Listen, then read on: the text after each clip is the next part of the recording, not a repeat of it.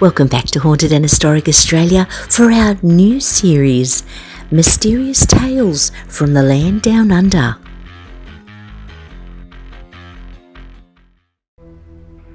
A Queensland Ripper? 3 violent crimes committed in Queensland between 1898 and 1902 raised suspicions about a possible serial killer. On the 7th of January 1899, the boy's badly decomposed body was found concealed beneath branches at Darra. He'd been shot in the back of the head.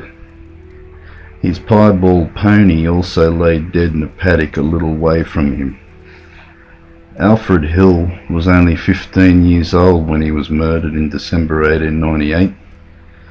Edward Linton Cairns Wilson, a troubled one-time Ipswich schoolteacher, was tried for the murder.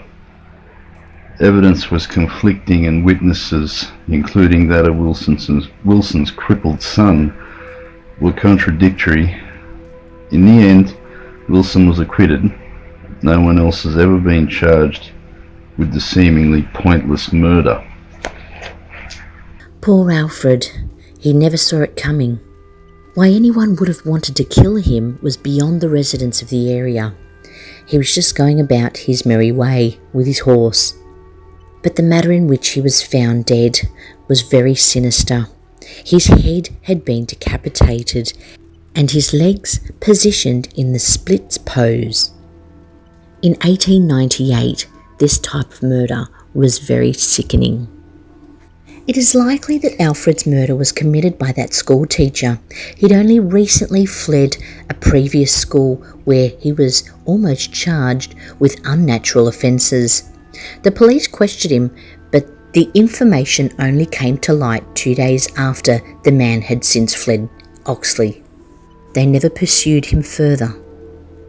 The bodies of Michael Murphy and his younger sisters, Nora and Ellen, were found in a paddock 2 kilometres from Gatton, Queensland on the 27th of December 1898. They'd been savagely murdered and the girls raped. The bodies were posed along an east-west orientation, and the horse that drew the sulky carrying them home from the cancelled Boxing Day evening dance they had travelled to attend also lay dead between the shafts of the sulky. Each of these crimes has been surrounded in mystery and speculation since they were committed. The man thought most likely to have murdered the Murphys was an itinerant worker known as Thomas Day, aka Theo Farmer, who lived near to the murder scene. He was interviewed by police but set free soon after. No one else was ever arrested for this especially horrific and baffling crime, usually known as the Gatton murders. Who killed the Gatton victims and arranged their bodies in what has been called a ritualistic pattern? Why? Not many motives have been left unrehearsed, as mostly amateur sleuths investigate the archives, newspaper reports and folklore surrounding these events. The Gatton case in particular has thrown up many names, from that of the Shifty Day to members of the victim's extended family. Motives have included love trysts and disappointments, including incest, robbery, envy, maniacal rage and almost anything else. The most intriguing possibility to be raised concerning these cases is the chilling suggestion that they, and possibly even more, were all the work of one killer. Several investigations of the cases and the records of their mostly inept treatment by the police of the time have resulted in books and television shows making the case for a previously unsuspected serial killer, a kind of Queensland Ripper. The third murder that was related to the Queensland Ripper case was that of the Kenneth brothers, who were featured in our State of Origin episode last year. They believed the Kenneth brothers may have been the serial killers in Queensland, but that was an unrelated case. Not to speculate that Thomas Day couldn't have killed all of the kids, as he was local to the area. More likely seems that they all had their own killer. The teacher, killed Alfred Hill, Thomas Day, the butcher who lived near to the murders and who had also lost his own love the year before, as there was a notice left close by to the murders of a previous woman who had lost her life the year before, and has been speculated that one of the Murphy girls had said she was pregnant with Thomas Day's baby. There were so many different stories that surrounded these cases, and the annoyance that the police had possibly let both killers loose, only to commit further murders later on in their lives. If there was a Queensland Ripper, he was never caught. The Dying Light. When young Albert Dan arrived in Lismore, the local kids wanted him to take their initiation ritual. Newcomers would be given a penny if they had the gumption to read the name inscribed on a strangely glowing gravestone in the local cemetery. Years later, Albert evocatively recalled his attempt to be accepted into the Lismore children's community. "I'll never forget that bright moonlit night so long ago, when with awful thoughts of ghosts and things unseen, I set out to earn my penny. I paused for a while at the little gate to what was then called the Pioneer Cemetery, and gazed fearfully at the grim, lonely graves on the black slope.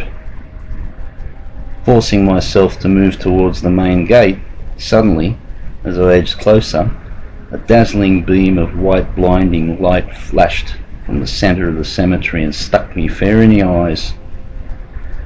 I was rooted to the spot with a horrific fear, still indescribable to this very day. Somehow or other, I remember forcing my unwilling body about, and with every horrible ghost and devil after me, I sprinted back along the metal road to the comfort of a glowing gas lamp. Albert had encountered William Steenson's glowing cross, a mystery that has spanned the decades and remains unexplained even today. There was nothing unusual about William Steenson's death. A family man, keen mason and member of the Casino Lismore Tweed Railway Employees Picnic Committee, 29-year-old Billy, as he was known, died in a shunting accident at Mullumbimby in 1907. The family buried him in Lismore Cemetery beneath a cross of Balmoral red granite. An everyday tragedy. Then something quite extraordinary happened. After a few years, locals noticed that Billy Steenson's memorial cross was glowing at night. The first public mention of this phenomenon was around the end of World War I in 1918. The cross above the grave reportedly glowed for several weeks. It has continued to shine at various times since. In 1978, a visitor witnessed the cross glowing once again. The national press got hold of the story, and there was a rush of sightseers to Lismore wanting to see the glow for themselves. Sure enough, the cross was glowing, not quite as dramatically as Albert Dan remembered, but definitely giving off a strange luminescence. The faithful hoped for a miracle of some kind of defined sign. Skeptics sought rational scientific explanations. Perhaps the cross was positioned to catch the reflect of the moonlight. Perhaps it was some geological effect involving the quartz and feldspar content of Balmoral red granite. No reports of anything similar occurring with the popular monumental material were found, nor did the other gravestones made of the same material shine. Someone suggested prehistoric glowworms fossilized in the ancient stone, but that was rejected by just about everyone. Eventually the luminescence faded, along with public interest, though the cross of light was well embedded in local folklore. In the 1980s, the stone was first vandalized and then stolen. There are rumours that it was destroyed or thrown in a river. Whatever the truth, it is still missing. A replica was erected after an anonymous donation to pay the cost. People are still trying to locate the original cross, rightly considering it to be an important artefact of local history. Can rocks glow? In particular, Balmoral red granite? Well, according to stone research, they can emit radon, a form of radioactivity, and Balmoral red does have a particularly high level of radon radiation. Whether that could illuminate the piece of it that formed Billy Stevenson's cross remains an unanswered question. What an amazing phenomenon. And a shame that so many people had knocked it over in the years and vandalised it and even stolen it in the end. Some people just don't respect phenomena when they see it. And poor William Stevenson, who lost his life trying to stop a runaway train. Perhaps it was his way of saying that he's still around, and maybe he's even in that cemetery today, cross or no cross. The Pyjama Girl. She lay for years in a zinc-lined tub of formalin before a brutal end took her body to such a forensic resting place. She was Linda Agostini, knee plat. Or perhaps she wasn't. The intriguing arabesques of the Pyjama Girl case continue to mystify and trouble us, almost as much as they did when it began in 1934. A local farmer found the burned remnants of a young woman wrapped in a towel and sack stuffed into a culvert on the Howlong Road about 8 kilometres west of Albury, New South Wales. The woman had been wearing silk pyjamas. These details were just about the only verifiable facts the police had from September the 1st, when the remains were first found, until a decade later. In the meantime, the Pyjama Girl, as the media dubbed the body, waited in her formalin bath for an investigative breakthrough. The public became so intensely fascinated about the Pyjama Girl, as they would be about the Azaria Chamberlain debacle many decades later. The coroner's inquest in 1938 was unable to establish an identity for the corpse, and it was not until 1944 that she was identified by dental evidence as the wife of Antonio Agostini, an Italian migrant who worked as a waiter and sometimes as a journalist. Linda had migrated from England via New Zealand and worked as a cinema usherette, though there were suggestions that she might have been a prostitute. When the couple married in Sydney in 1930, Tony was 27, Linda 25. Their marriage was stormy. Linda drank too much and too often, making Tony feel shamed among the Italian migrant community. The couple moved to Melbourne in 1933, where Linda found work as a hairdresser, and Tony, a committed fascist, worked for the Italian language newspaper. During the decade between the discovery of the Pyjama Girl and the arrest for her murder, Tony Agostini had moved around the country and been interned as an enemy alien until 1944. He was not long free and back at work in Sydney when New South Wales Police Commissioner Big Bill McKay interviewed him. William John McKay was a tough Scot who had worked his way through the ranks to the top job by diligence, efficiency, and a certain amount of guile.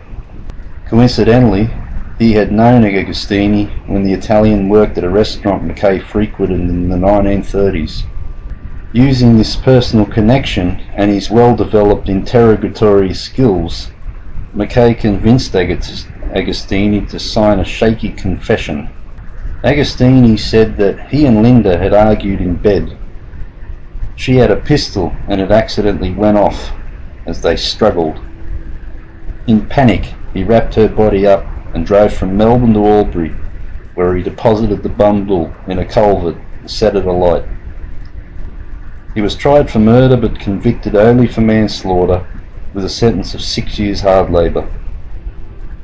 In 1948 he was released under a peace remission amnesty and deported. He died in Sardinia in 1969. Agostini's conviction and sentence seemed to be the end of the Pyjama Girl mystery.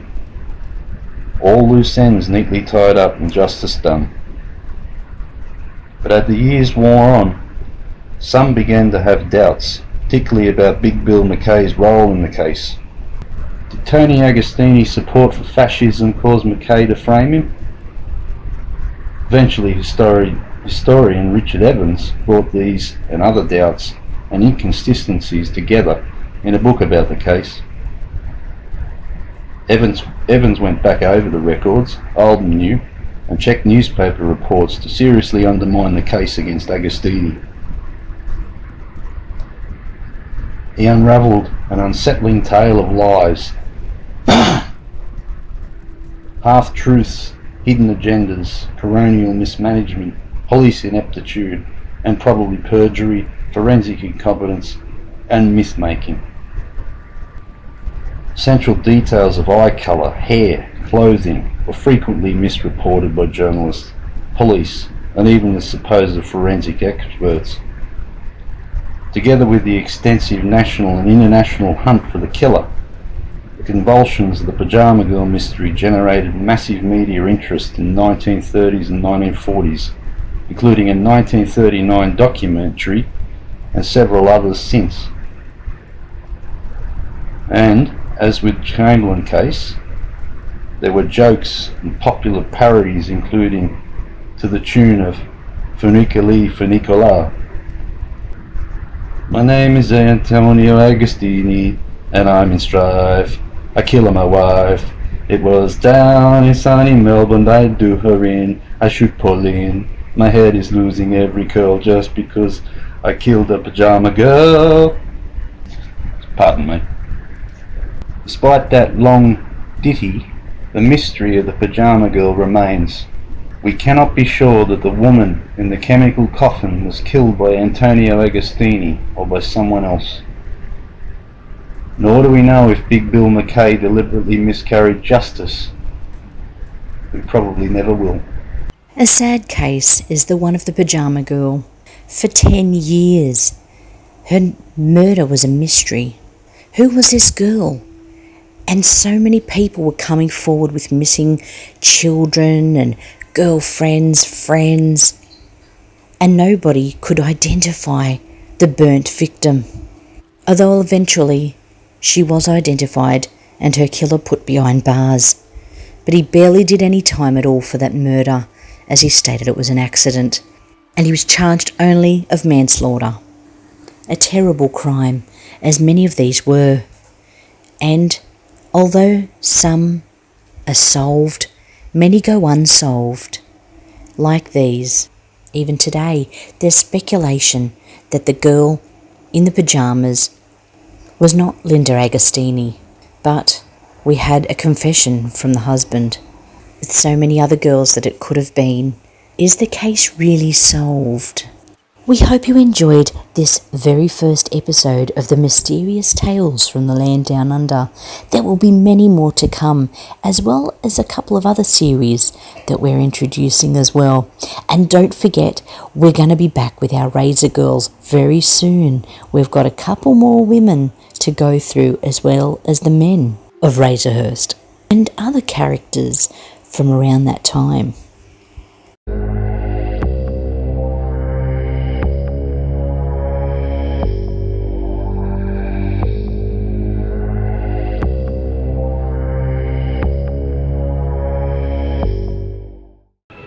The kerosene found on the grass suggested that that spirit had been used for the purpose. The dead woman's face was shockingly battered and bruised, a gaping wound in the forehead.